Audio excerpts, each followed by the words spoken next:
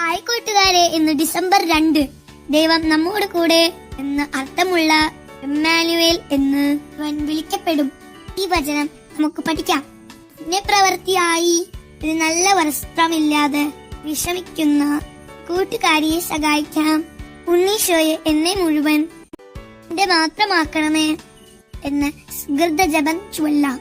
ഒപ്പം വിശുദ്ധ ബലിയിൽ പങ്കെടുത്ത് ദരിദ്രരായ കുഞ്ഞുങ്ങൾക്ക് വേണ്ടി അർപ്പിക്കാം. അപ്പോൾ കടൽ നാലാകിയുടെ സമ്മാനമായ കുഞ്ഞെടുപ്പ് റെഡി. Happy Christmas.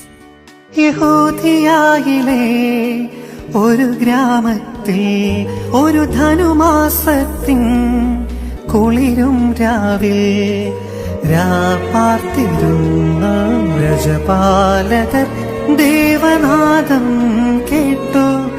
ആമോ